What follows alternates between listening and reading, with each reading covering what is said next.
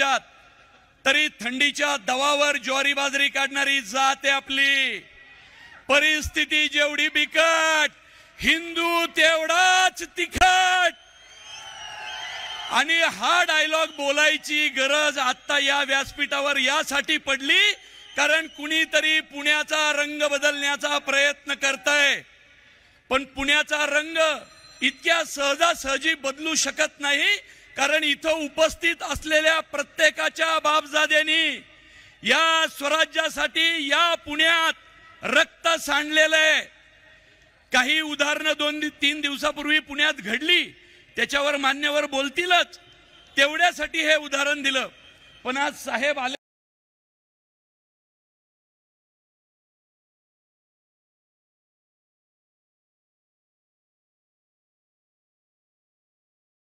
म्हणून एक गोष्ट बोलतो। माझा धर्मवीर चित्रपट गेल्या वेळी आला आणि त्याच्यातला एक राजसाहेबांचा सीन सिनेमात असलेला कट झाला। अनेक मनसैनिक माझ्यावर नाराज झाले, पण साहेबांना त्याचं कारण माहिती आहे। शिंदे साहेबांनी अनेक भाषणात ते सांगितलेलं सुद्धा आहे।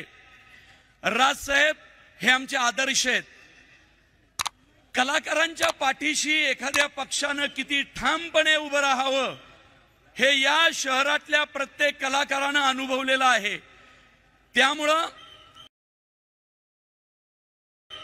मुरलीधर मोहोळचा मित्र, मुळशीचा सुपुत्र म्हणून मी तुम्हाला एवढंच आवाहन करतो की पुढचे काही वर्ष आपल्याला खंबीर नेतृत्व देईल असं नेतृत्व भारतीय जनता पार्टीनं पुणे शहराला दिलेलं आहे। त्याला आपल्याला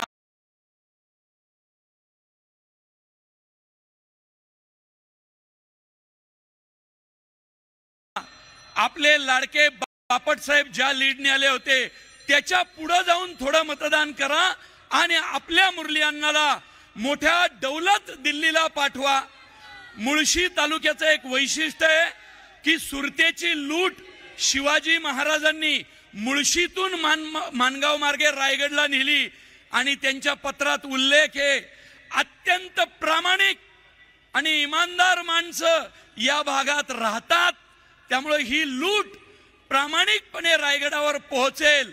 तो मुळशीतला प्रामाणिक मावळा आज मोदी साहेबांनी दिल्लीला पाठवण्याचं ठरवलेलं आहे। त्यामुळे हात जोडून विनंती, मुळशी तालुक्याचा हा प्रामाणिकपणा आपल्याला सर्वदूर न्यायचा आहे।